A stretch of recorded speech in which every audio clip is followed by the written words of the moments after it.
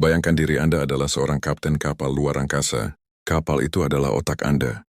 Ia adalah pusat kendali alam semesta pribadi Anda yang mengendalikan memori, emosi, pengambilan keputusan, dan setiap hembusan napas yang Anda ambil. Kapal ini luar biasa kuat, tetapi juga sangat rentan. Setiap hari, tanpa kita sadari, kita melakukan hal-hal kecil yang perlahan-lahan melubangi lambung kapal itu. Kita mengabaikan peringatan dari sistem navigasi kita, dan perlahan daya ingat kita mulai bocor, kecepatan berpikir kita melambat, dan kabut mental mulai menyelimuti layar kendali. Mungkin Anda sering merasa sulit fokus, mudah lupa, atau suasana hati yang tidak stabil. Kita cenderung menyalahkan usia, stres pekerjaan, atau genetik. Namun bagaimana jika saya memberitahu Anda bahwa masalah itu sering kali berakar pada 7 kebiasaan sehari-hari yang kita anggap remeh? Video ini adalah panggilan bangun. Ini adalah panduan untuk mengidentifikasi 7 lubang kebocoran pada kapal otak Anda dan memberikan solusi untuk memperbaikinya. Karena melindungi otak Anda bukan hanya tentang masa tua, itu tentang memaksimalkan kualitas hidup Anda hari ini. Mari kita kupas satu persatu kebiasaan buruk ini yang secara diam-diam merusak pusat kendali Anda. Bagian 1, merampas malam merusak memori. Kebiasaan buruk yang pertama dan mungkin yang paling tersebar luas di era modern adalah kurang tidur. Kita sering membanggakan diri karena bekerja dengan sedikit tidur, menganggap tidur sebagai kemewahan yang dapat kita korbankan. Namun di mata otak Anda, kurang tidur adalah sebuah bencana. Saat Anda tidur, otak Anda tidak sedang beristirahat. Sebaliknya, ia sedang melakukan tugas pemeliharaan dan pembersihan yang sangat penting. Bayangkan otak Anda seperti sebuah kota besar yang bekerja sepanjang hari, menghasilkan banyak sampah atau produk sampingan. Saat malam hari, sebuah sistem pembersihan unik yang disebut sistem glimfatik menjadi aktif. Sistem ini secara harfiah menyiram dan menghilangkan racun yang menumpuk di antara sel-sel otak Anda, termasuk protein beta-amiloid yang sangat terkait dengan penyakit Alzheimer dan demensia. Ketika Anda tidur kurang dari 7 jam, Anda memotong waktu pembersihan ini. Akibatnya, racun menumpuk. Dalam jangka pendek, kurang tidur membuat Anda sulit fokus, mudah lupa, dan emosi Anda menjadi tidak stabil. Dalam jangka panjang, kebiasaan ini secara harfiah mempercepat kematian sel-sel otak dan menurunkan fungsi kognitif secara keseluruhan. Memberi otak Anda minimal 7 jam tidur berkualitas setiap malam adalah pertahanan pertama dan termudah melawan penurunan fungsi otak. Bagian 2. Racun putih yang mematikan koneksi. Kebiasaan buruk yang kedua adalah konsumsi gula yang berlebihan. Gula mungkin terasa enak di lidah, tetapi ia adalah salah satu zat yang paling merusak otak. Otak Anda memang membutuhkan glukosa sebagai bahan bakar utama. Masalahnya muncul ketika kita membanjiri sistem dengan gula olahan dan karbohidrat sederhana secara terus-menerus. Lonjakan gula darah yang drastis dan terus-menerus. Ini mengganggu keseimbangan insulin di otak. Ketika sel-sel otak terpapar gula berlebihan, mereka menjadi resisten terhadap insulin, membuat otak kesulitan menggunakan glukosa sebagai energi. Kondisi ini sangat mirip dengan diabetes tipe 2, sehingga beberapa ilmuwan bahkan menyebut penyakit Alzheimer sebagai diabetes tipe 3. Gula berlebihan juga memicu peradangan kronis di otak. Peradangan ini dapat merusak neuron dan mengganggu kemampuan otak untuk membentuk koneksi saraf baru, yang penting untuk memori dan pembelajaran. Efek jangka pendeknya adalah kabut otak atau brain fog setelah lonjakan dan penurunan gula yang tiba-tiba. Mengurangi konsumsi gula olahan adalah cara paling langsung untuk melindungi fungsi kognitif Anda. Bagian 3, keheningan yang mematikan jaringan sosial. Kebiasaan buruk yang ketiga adalah isolasi sosial yang berkepanjangan. Sebagai makhluk sosial, otak kita dirancang untuk koneksi. Interaksi dengan orang lain adalah salah satu bentuk latihan kognitif paling kompleks yang kita lakukan. Ketika kita berbicara dan berinteraksi, otak kita harus memproses isyarat nonverbal, merespons dengan cepat, mengingat informasi yang baru saja dibagikan, dan mengatur emosi kita. Semua proses ini menjaga sirkuit otak tetap tajam dan aktif. Ketika kita mengisolasi diri, kita secara efektif mematikan sebagian besar dari latihan penting ini. Isolasi sosial yang kronis telah terbukti meningkatkan kadar hormon stres kortisol dalam tubuh. Kortisol yang tinggi dalam jangka waktu lama dapat menyusutkan hipokampus, yaitu area otak yang sangat penting untuk memori dan pembelajaran. Bukan hanya itu, kesepian yang berkepanjangan dapat meningkatkan risiko demensia dan penyakit neurodegeneratif. Otak kita berkembang di lingkungan suku dan komunitas. Memelihara hubungan yang bermakna, meskipun hanya dengan beberapa orang, adalah investasi vital untuk kesehatan kognitif Anda. Bagian 4. Kehidupan sedentari dan penyusutan otak. Kebiasaan buruk yang keempat adalah gaya hidup yang terlalu banyak duduk. Kita sering berpikir bahwa kesehatan otak hanya ada di leher ke atas. Kenyataannya, tubuh dan otak sangat terhubung erat.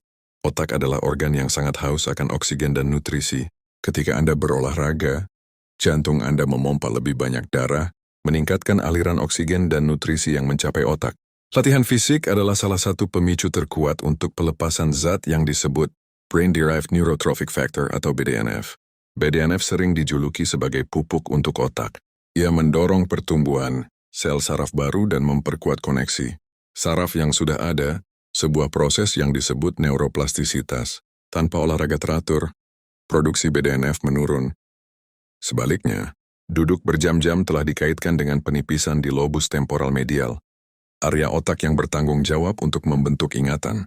Jadi, bukan hanya tubuh Anda yang semakin lemah saat Anda bermalas-malasan, otak Anda juga kehilangan vitalitasnya. Bahkan gerakan kecil seperti berjalan selama 10 menit sudah terbukti meningkatkan konsentrasi dan suasana hati. Bagian 5, mengabaikan sarapan menghambat kinerja. Kebiasaan buruk yang kelima adalah melewatkan sarapan. Banyak orang melewatkan sarapan karena terburu-buru atau demi alasan diet. Namun bagi otak, sarapan adalah waktu pengisian bahan bakar yang krusial. Otak Anda telah bekerja sepanjang malam membersihkan dan mengkonsolidasikan memori. Di pagi hari ia membutuhkan pasokan glukosa dan nutrisi yang stabil dan berkelanjutan untuk mengaktifkan dirinya sendiri agar siap menghadapi tugas kognitif hari itu. Ketika Anda melewatkan sarapan, kadar gula darah Anda dapat turun terlalu rendah, sebuah kondisi yang dikenal sebagai hipoglikemia. Otak Anda akan bereaksi dengan merasa lapar, yang menghasilkan perasaan mudah marah, kesulitan berkonsentrasi, dan waktu reaksi yang melambat. Jika Anda tidak menyediakan bahan bakar ini, otak Anda dipaksa untuk bekerja dalam mode darurat, mengambil energi dari sumber lain, yang pada akhirnya menurunkan kinerja kognitif secara keseluruhan. Sarapan yang sehat dengan kombinasi protein dan serat adalah investasi 30 menit yang dapat menentukan seberapa tajam pikiran Anda akan berfungsi sepanjang hari. Bagian 6, polusi suara tinggi dan hilangnya daya ingat. Kebiasaan buruk yang keenam adalah paparan volume suara tinggi secara teratur. Kebiasaan mendengarkan musik atau menonton video melalui earphone dengan volume yang terlalu keras tidak hanya merusak pendengaran Anda. Ia juga berdampak pada otak. Telinga dan otak memiliki hubungan yang sangat dekat. Ketika Anda terpapar suara yang terlalu keras, itu dapat merusak sel-sel rambut halus di telinga bagian dalam. Kerusakan ini mengubah cara sinyal suara ditransmisikan ke otak. Yang lebih mengkhawatirkan adalah bagaimana polusi suara kronis, baik dari earphone atau dari lingkungan yang bising, dapat mengalihkan sumber daya kognitif otak Anda. Ketika Anda kesulitan mendengar, atau ketika otak Anda terus-menerus harus menyaring kebisingan, ia harus mengalokasikan lebih banyak energi untuk pemrosesan pendengaran. Energi ini seharusnya digunakan untuk fungsi kognitif yang lebih tinggi, seperti memori dan konsentrasi.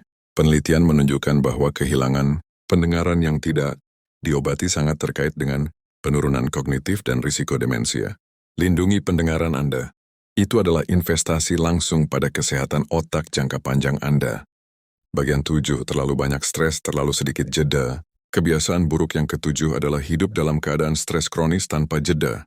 Stres sesekali adalah bagian normal dari kehidupan dan bahkan dapat membantu fokus Anda. Namun, ketika stres menjadi kondisi yang berlangsung dari minggu ke minggu, itu menjadi racun bagi otak. Stres kronis membanjiri otak dengan kortisol, hormon stres utama. Kortisol adalah pahlawan dalam situasi fight or flight, tetapi musuh ketika kadarnya terus-menerus tinggi. Paparan jangka panjang terhadap kortisol dapat secara fisik menyusutkan hipokampus, area memori yang kita bahas sebelumnya. Selain merusak memori, stres kronis juga mengganggu fungsi lobus frontal, area yang bertanggung jawab atas pemikiran kompleks, perencanaan, dan pengendalian emosi. Inilah mengapa ketika Anda sangat stres, Anda cenderung membuat keputusan yang buruk dan mudah marah. Untuk melawan kebiasaan ini, Anda perlu secara sadar menjadwalkan waktu dekompresi. Ini bisa berupa meditasi selama 5 menit, berjalan di alam, atau hanya mematikan semua layar selama 1 jam. Mengambil jeda bukan hanya untuk bersantai. Itu adalah tindakan yang secara biologis diperlukan untuk melindungi struktur otak Anda. Kapten kapal luar angkasa yang terkasih, sekarang Anda tahu tentang 7 ancaman yang paling umum dan paling berbahaya bagi pusat kendali Anda. Kabar baiknya adalah bahwa semua kebiasaan ini dapat diperbaiki. Desain ulang otak Anda dimulai dengan kesadaran dan komitmen untuk perubahan kecil namun konsisten. Anda tidak perlu mengubah 7 kebiasaan ini sekaligus. Pilih satu kebiasaan yang terasa paling mudah untuk Anda mulai perbaiki hari ini. Apakah itu dengan berjanji untuk tidur 30 menit lebih awal? Atau menukar minuman manis Anda hari ini dengan air putih? Atau hanya berdiri dan berjalan selama 5 menit setiap jam?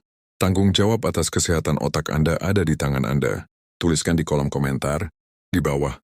Kebiasaan yang akan saya hentikan hari ini adalah, jadilah kapten yang cerdas, perbaiki kapal Anda, dan navigasi alam semesta pribadi Anda dengan pikiran yang tajam dan sehat. Terima kasih telah menonton. Sampai jumpa di video berikutnya.